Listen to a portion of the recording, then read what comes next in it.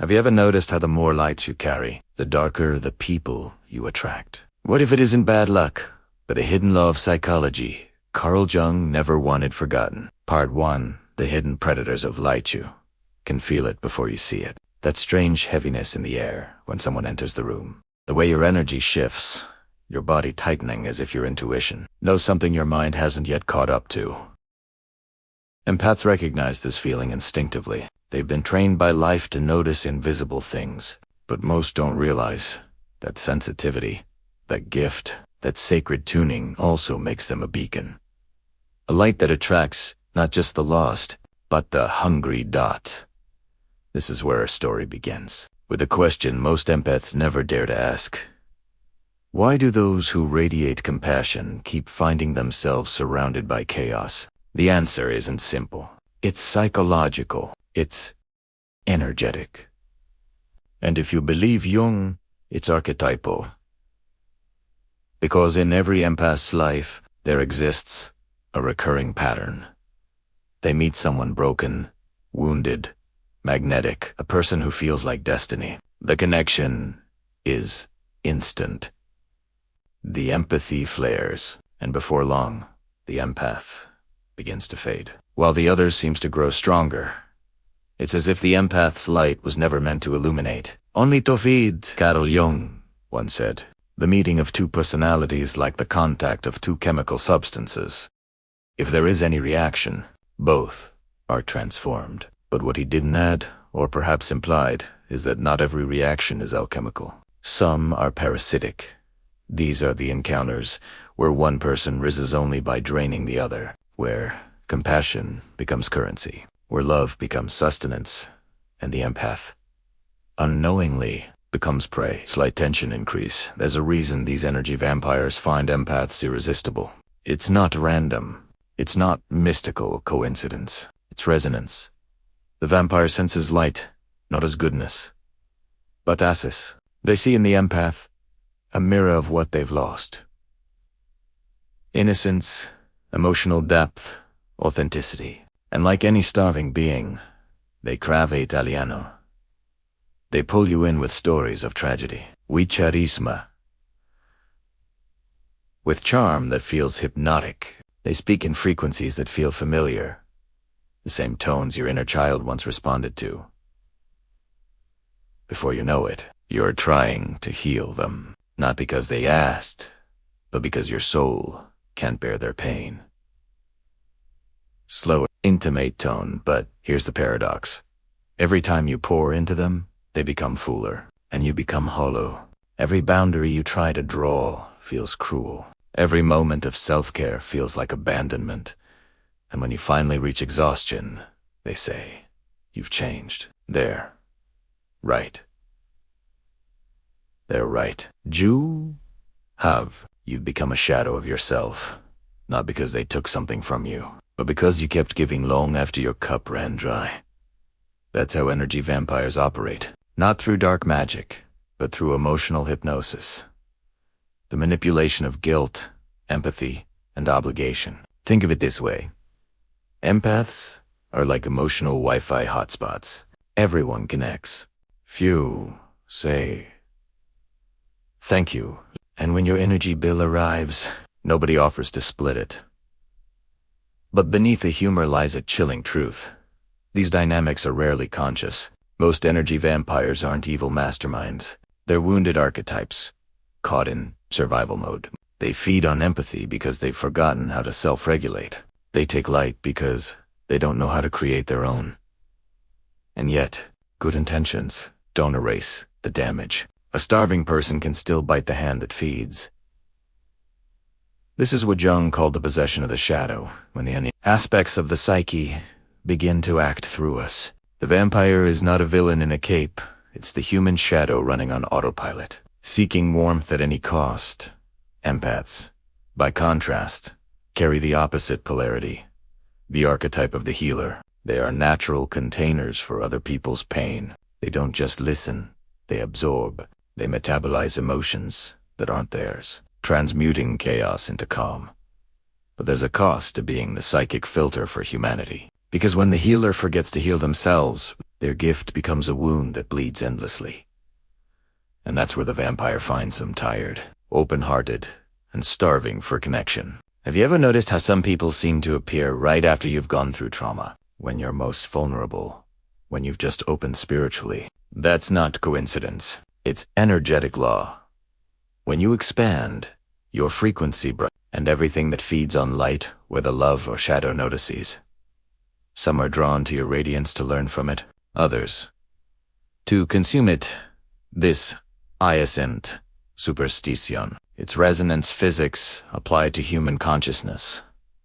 The empath's field emits coherence, stability, harmony, compassion. The vampire's field emits chaos, fragmentation, need, hunger. When the two meet, the empath's energy automatically begins to repair the other's frequency, and that's where the slow exchange begins. At first, you feel alive. You think it's chemistry. You call it connection. But what you're feeling is extraction. Your nervous system is sinking to someone who survives by outsourcing regulation. And the more you stabilize them, the more unstable you become. This is not love. It's psychic codependency. Jung warned about this dynamic long before empaths and energy vampires became pop spiritual terms. He described it through archetypes: the healer and the wounded, the anima and the animus, the savior and the victim. He knew that when the unconscious remains unexamined, it seeks wholeness through projection. The vampire projects light onto the empath, believing they can save me. The empath projects purpose onto the vampire, believing I can heal them. Together, they create a loop, a beautiful illusion wrapped in tragedy. Because every attempt to save the vampire only deepens the wound in both. But what if this isn't punishment? What if every encounter between empath and vampire is a hidden initiation, a spiritual training ground designed to teach the empath their true power? Because if the vampire feeds on light, then the empath's lesson is learning to become sovereign over their own energy. And that, my friend, changes everything. In the next chapter, we'll go deeper into the psychology of feeding itself. We'll decode how guilt, attention, and unresolved trauma become invisible forms of currency. We'll see how empaths accidentally finance their own depletion by mistaking compassion for consent. And we'll uncover the chilling truth Jung hinted at, that even love, when unconscious, can become a weapon. Part 2. The psychology of feeding it starts innocently enough. A conversation that feels electric.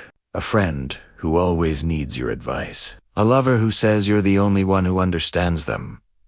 You tell yourself it's kindness. You tell yourself it's empathy. But somewhere deep down, a quiet voice whispers, why do I always feel drained after?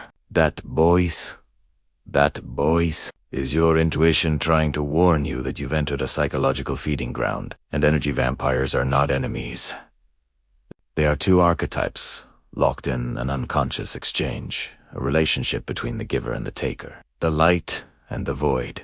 And the fuel that keeps this engine running is emotion, that to understand how energy vampires feed, we must look beyond mysticism into psychology. Carl Jung believed that every human being carries an unconscious hunger, a void left by the disowned parts of ourselves. When we refuse to face our own darkness, we project that need outward. We look for someone to complete what we've abandoned within. For the empath, that means offering love where they should be setting boundaries. For the vampire, it means taking energy where they should be cultivating self-awareness. Both are trapped in the same cycle, one a guilt, need, and invisible appetite. Let's break this down. An empath's nervous system is like a tuning fork for emotion. They feel what others feel, not metaphorically, but biologically. Science calls it mirror neurons. Mystics call it energetic resonance. When an empath encounters pain, their body automatically tries to harmonize it. They don't think, how can I fix this? They feel, if I don't fix this, I'll drown in it. That's the first layer of feeding. Emotional contagion. The vampire doesn't even need to ask for energy. The empath's body volunteers. It's like being at a buffet you never signed up for, except instead of food, you're serving serenity. And no one brings dessert. They just bring drama. Now, to the vampire. This emotional regulation feels like love. To the empath, it feels like purpose. But what's really happening is an unconscious exchange. The empath absorbing chaos, the vampire receiving calm. The danger lies in repetition. Each time, the empath provides that regulation. The vampire's psyche learns, I don't need to self-soothe. I can outsource my healing. And the empath learns, my worth is measured by how much I can fix. Thus begins the invisible addiction. Addiction, that's the right word. Because once this emotional loop forms, both parties begin to crave the exchange. The vampire feels empty without their empath. The empath feels guilty without someone to save. This is what Jung meant by psychic possession. When unconscious drives take the wheel, the empath becomes addicted to giving. The vampire addicted to taking. It's not malice, it's programming. And the code was written long before they ever met. Many empaths grew up as emotional caretakers. Children who sensed their parents' moods before words were spoken. Kids who learned early that love must be earned through peacekeeping. The vampire archetype often emerges from the opposite polarity, a childhood where needs were ignored, emotions were punished, or affection came only through manipulation. Both were raised in imbalance. Both learned survival through control, one through pleasing, the other through consuming. And when they meet as adults, it feels like recognition. Finally, the empath thinks, someone who needs me. Finally, the vampire thinks, someone who sees me. But beneath that chemistry is a silent contract. Each promises to fill the other's void. Neither realizes the price. Energy vampires don't always look dark or dangerous. Some wear the mask of charm, humor, or vulnerability. They may not even know what they're doing, only that they feel better when you're around, and worse when you're gone. So they create situations that pull your empathy closer. They stir subtle guilt. You're the only one who gets me. They sprinkle emotional crises like breadcrumbs. And when you step in, they feed not on your blood, but on your attention. Attention is energy, and energy is power. Think of it this way. Every human interaction is an energy transaction. Words are just the delivery system. When you listen, when you empathize, when you internalize someone's pain, you're literally lending them your life force. Most relationships exchange energy fairly, giving and receiving in rhythm. But with a vampire, the rhythm is broken. Their unconscious need creates a vacuum. And the empath, wired for harmony, fills it automatically. It's like emotional Netflix. They keep streaming, and you keep paying the subscription. The feeding isn't always dramatic. Sometimes it's quiet, a subtle fatigue after a conversation, a heaviness you can't explain, a sense that you're carrying someone else's emotions home, like invisible luggage. This is what it feels like to be psychically overdrawn, and if you don't notice it, the cycle becomes your identity. You start calling it being a good person. You start equating exhaustion with love. That's how the vampire wins. Not through domination, but through distortion. Jung once wrote, until you make the unconscious conscious, it will direct your life, and you will call it fate. Empaths and energy vampires are fated only until they awaken. Once awareness enters the equation, the feeding can no longer continue unnoticed. But awareness hurts, because to see the pattern clearly, the empath must face a terrifying truth. They weren't chosen for their light.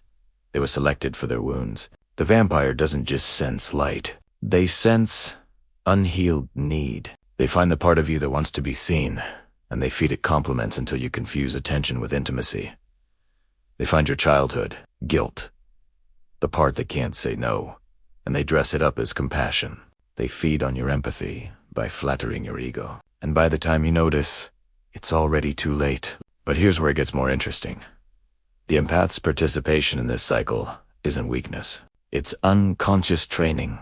Every depletion, every heartbreak, every toxic bond is an initiation, a test designed to awaken the empath's boundaries, their discernment. their inner alchemy. Because power without awareness invites predators, but awareness turns vulnerability into sovereignty.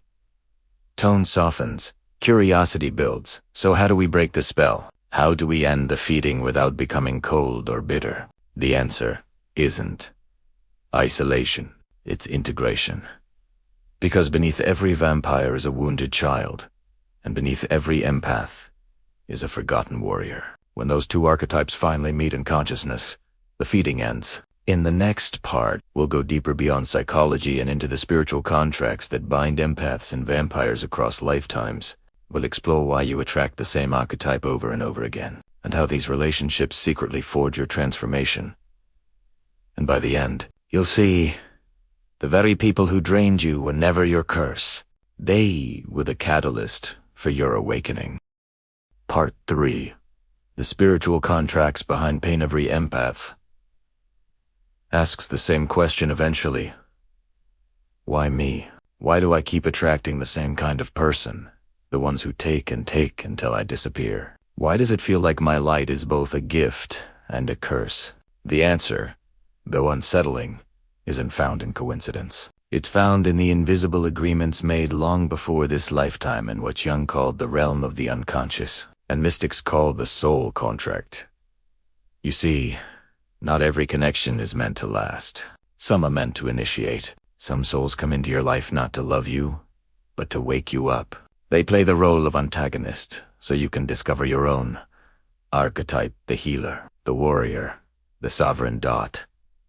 And sometimes, the people who wound you the most are the ones your soul trusted the most. Before you entered this lifetime, you chose certain lessons, energies you would confront, to evolve. If your lesson was power, you might have chosen to be born among the powerless. If your lesson was boundaries, you might have chosen a life filled with those who cross them. And if your lesson was energy mastery, you would have chosen to walk among vampires. That doesn't mean you deserve what happens. It means your soul is training you, through experience, to wield compassion without self-destruction. It's the same paradox Jung spoke of in individuation, that you cannot become whole without facing your opposite. The empath's initiation is to face the archetype of consumption, to learn that love must not cost life force, and that lesson rarely arrives gently. Energy vampires are not random. They are mirrors for the unhealed parts of you, the aspects that still confuse service with sacrifice. They arrive to show you your own shadow, the part that needs to be needed. That shadow is ancient. It's the healer. Archetypes curse the addiction to saving others as a way to avoid saving oneself. Vampire doesn't just feed on your energy, feed on your illusion that you are powerless without giving. And so, the empath finds themselves in the same dynamic. Lifetime after lifetime, relationship after relationship, replaying the same emotional script. I can fix them. I can change them. I just need to love them harder. But love that demands self-erasure is not divine love. It's trauma reenactment, disguised as spirituality. Think of it like cosmic theater. You're the actor who keeps agreeing to play the same role. The rescuer in the universe keeps sending you the same co-star, wearing a different costume. And every time, you improvise the same line. Maybe this time, it'll be different. Spoiler alert, it won't, not until you rewrite the script. To rewrite that script, you must recognize that contracts can be fulfilled. Once the lesson is learned, the agreement dissolves. The vampire loses their power over you because you no longer provide the frequency they feed on. The cycle ends, not through revenge or avoidance, but through awareness. When you finally say, I see you, and I release you, the energetic tether snaps. Because true release doesn't come from hate. It comes from understanding. Every soul that drained you was a teacher of boundaries. Every heartbreak was a curriculum in discernment. Every emotional collapse was an initiation into sovereignty. Pain was never punishment. It was programming, training for the empath's final self-containment. You cannot command your energy if you constantly bleed it. You cannot radiate truth if your light is filtered through guilt. You cannot embody love if your compassion has no direction. Boundaries are not barriers. They are the architecture of integrity. But here's where it gets mystical. Every time you reclaim a fragment of your power, the energy vampire also receives a piece of healing. Because by refusing to play the old role, you're forcing them to face the hunger they've been avoiding. You are teaching through absence the most powerful form of guidance there is. Jung would call this shadow confrontation. The mystics call it karmic closure. Either way, it's liberation for both. It's like emotional fasting. When you stop overfeeding someone your empathy, they finally have to learn how to cook their own emotions. But beware, once you begin pulling back your energy, the vampire's shadow will panic. They may test you, guilt you, or shift between victim and charmer. They are not evil. They are addicted. You are their emotional supply line, and you've just shut off the power. This is when the empath must hold the line calm, firm, and non-reactive. Because every reaction refuels the loop. Every argument, every explanation, every attempt to make them understand it's just another feeding.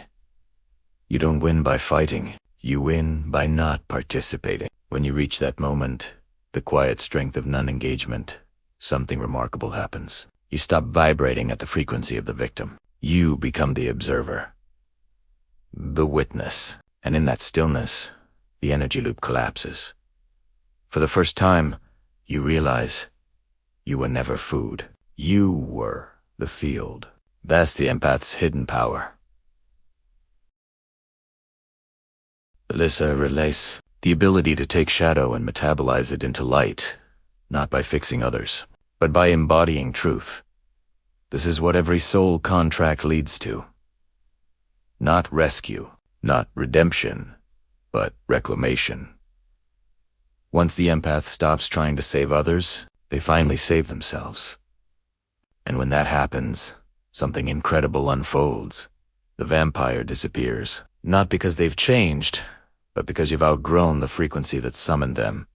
You no longer emit rescue energy. You emit sovereignty, and sovereignty cannot be fed upon. But this realization leads to a far greater mystery, one that terrified Jung himself. When you stop being prey, the universe begins testing whether you can handle true power. Because once you master your boundaries, the world will mirror your energy in new ways, some enlightening, some dangerous. Empaths don't just stop attracting vampires. They start attracting mirrors of destiny, people, events, and synchronicities that reflect their newfound consciousness.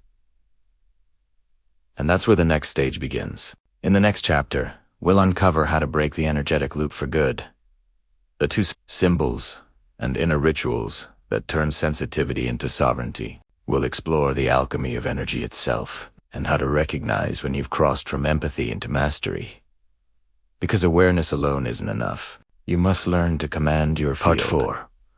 Breaking the energetic loop. There comes a point in every empath's journey where awareness is no longer enough. You can understand the pattern, name the archetypes, even trace the psychology back to childhood.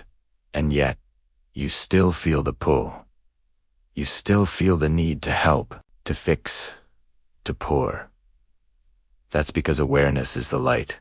But breaking the loop requires fire. Fire is choice. Fire is boundary. Fire is the sacred no that ends unconscious contracts. You can't end a karmic pattern by understanding it. You end it by behaving differently within it. The moment you respond in a new way, the pattern loses its grip, because it no longer recognizes you. The vampire cannot feed on a version of you that no longer exists. Breaking the loop begins with the realization that not all compassion is pure. Some compassion is actually fear in disguise. Fear of rejection, fear of guilt, fear of being selfish. Empaths often give, not because they want to, but because they're terrified of what will happen if they stop. But love given out of fear isn't love. It's control, the kind that keeps both the empath and the vampire asleep. The first act of liberation, then, is radical honesty. Ask yourself, am I giving because it's true, or because I'm afraid? You'd be surprised how often the answer is, because it's Tuesday and I'm pathologically nice. Breaking the loop means stepping out of reflexive empathy, the automatic impulse to soothe every discomfort, because sometimes discomfort is the medicine. Sometimes people need the friction of their own pain to evolve. When you keep rescuing them, you rob them of their awakening, and the universe will keep sending you more people to save until you finally stop.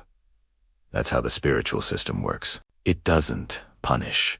It repeats until you act differently. So, how do you act differently? Step 1. Recognize the energy exchange in real time. Notice how your body reacts around someone. Do you tense up? Do you suddenly feel tired, heavy, or dizzy? That's not anxiety, that's feedback.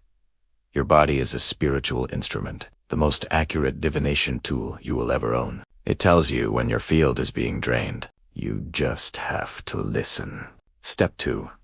Reclaim your energy through attention. Attention is the steering wheel of consciousness. Where you place it, energy flows. When someone hijacks your attention, they hijack your energy, so pull it back, breathe. Visualize your awareness returning to the center of your chest. Feel it condense, warm, and expand again. Not outward, but inward. You're not cutting people off. You're simply turning the light inward. Inward to recharge. Step 3. Detach from outcome. Empaths feed cycles by believing they can change someone else's story. But the soul doesn't evolve through interference. It evolves through consequence. When you step back, you allow the universe to become their teacher. And the moment you stop playing savior, the other person must meet themselves. That's not cruelty. That's grace. Carl Jung warned that helping others can easily become the shadow of pride, the secret belief that I know better than fate. But fate doesn't need your management. It needs your clarity. True service doesn't come from emotional sacrifice. It comes from presence, from knowing where you end and another begins. That is the new initiation, to feel everything, but attached to nothing. Think of it as emotional Aikido. You don't block the energy. You just let it trip over its own momentum. There's another key to breaking the loop. Shadow. Integration. Because empaths and vampires are not opposites. They are two poles of the same archetype. The empath fears power. The vampire fears vulnerability. Both are ruled by unbalanced energy. When the empath finally accepts their inner vampire, the part of them that wants to say no, to assert, they stop attracting the outer one. Because wholeness doesn't attract polarity, it attracts peace. That's the secret Jung buried in his work. The parts of ourselves we repress will find their way back to us, usually wearing someone else's face. When you integrate your inner predator, you stop needing an outer one to teach you boundaries. That's shadow work in its rawest form. It's not pretty. It's power reclaimed from fear. Now comes the spiritual side. The energetic ritual of release. You can't close an energetic loop intellectually. It must be done emotionally, symbolically, viscerally. The psyche understands symbols better than logic. So when you're ready, perform your own closing ceremony, something simple but intentional. Write their name on paper and say, I release you from the role of my teacher.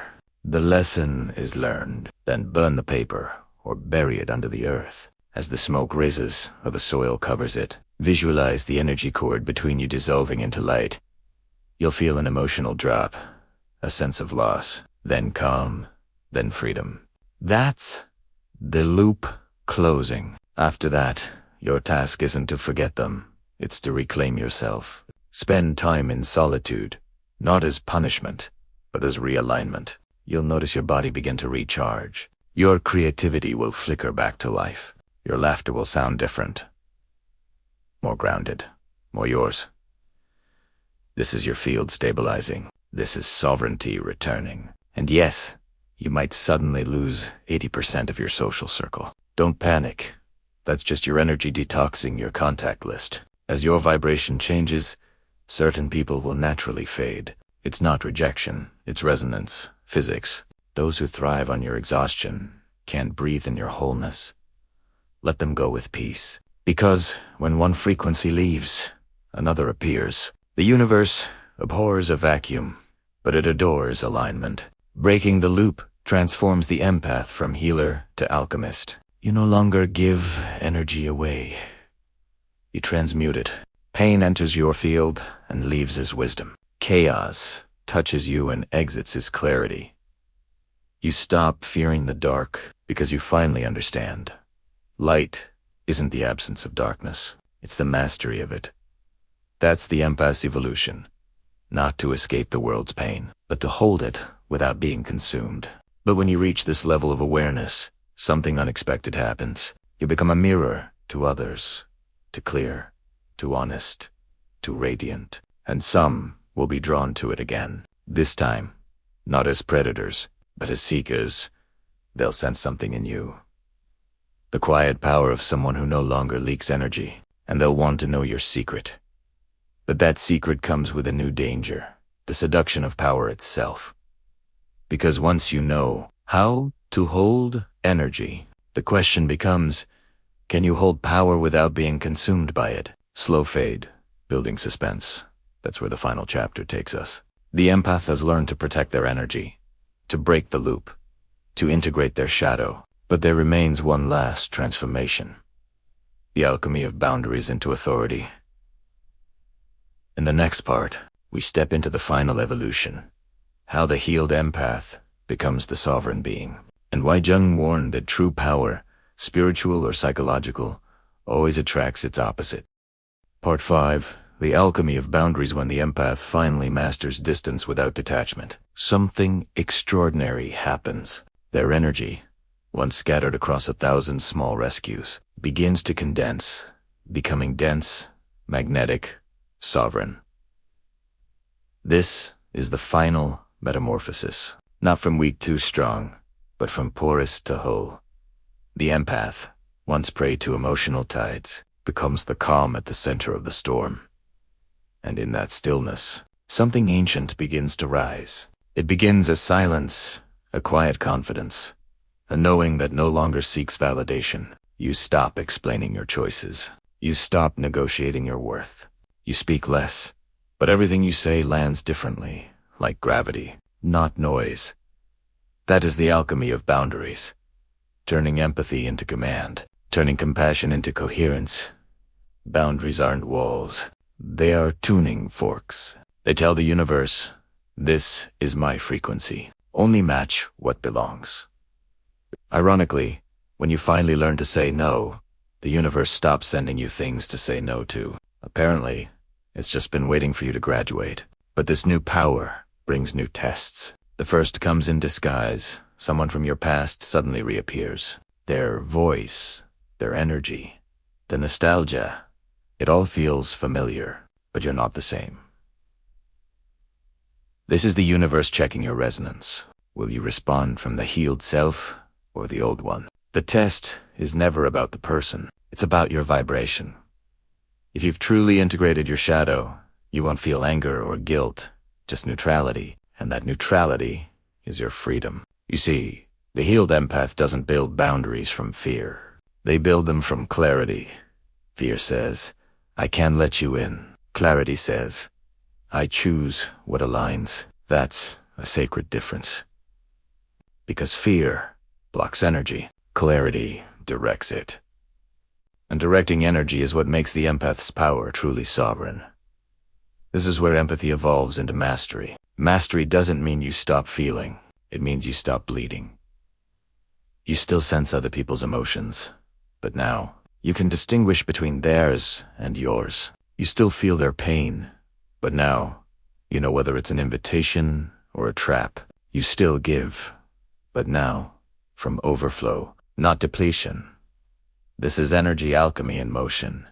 You've turned emotional gravity into spiritual gold. Jung called this state individuation, the integration of all opposites into a unified self. When the empath integrates their light and their shadow, their compassion and their rage, their need to heal and their right to rest, they become whole. And wholeness carries authority. Not the authority that dominates, but the authority that emanates. It's the kind that says nothing, yet everything bends around it. It's also the point where your old friend starts saying things like, you've changed, and you'll smile. Because that's exactly the point. Low suspense, almost like a whisper in the dark, but be warned. True power doesn't make life easier. It makes it more real. When you start radiating truth, illusions start to crumble. You'll lose comfort zones, fake relationships, even versions of yourself you thought you needed. But in exchange, you gain the only thing that can't be taken: alignment. Alignment is the quiet force that reshapes your reality without effort. It draws what belongs and repels what doesn't. It's not magic, it's mathematics of the soul. This is why boundaries are not barriers. They're equations of resonance. Every boundary you set redefines your energetic algorithm. It tells the universe, no more lessons through pain. One, choose growth through clarity. That statement reprograms destiny itself. Because once you choose awareness, life stops needing to wake you with suffering. Breaking the loop was liberation, but embodying boundaries is transformation. You are no longer the empath who absorbs everyone's emotions. You are the mirror that shows them their own. You're no longer the rescuer who burns out saving others. You are the light that reminds them how to rescue themselves.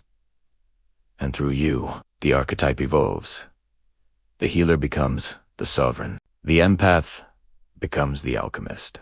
The prey becomes the portal. But the journey doesn't end here, because once you embody sovereignty, the world begins responding to your frequency. People will be drawn to you, seekers, healers, teachers, even shadows disguised as light. This is the paradox of awakening. The moment you transcend the cycle, you attract others who are still trapped in it. They'll come to you not to drain, but to learn. Your presence becomes their mirror, and you'll realize you are now what once drained you. Not a vampire, but a catalyst. Not a taker, but a transmitter. The difference: awareness. Congratulations. You've basically evolved from Wi-Fi hotspot to satellite tower. Just, remember to charge yourself first. This is the end of the empath's illusion and the beginning of the mystic's life. You are no longer guided by guilt or chaos, but by intuitive alignment. You act from truth, not trauma. You love from fullness, not fear. And from this place, power and peace are no longer opposites, they're partners. You finally understand what Jung meant when he said, one does not become enlightened by imagining figures of light, but by making the darkness conscious. Because it's not about escaping the dark, it's about knowing how to walk through it, carrying your own light. And as you walk forward, something ancient bows in recognition. The cycle is complete. The empath has reclaimed their energy. The loop has become a circle, whole, luminous, eternal.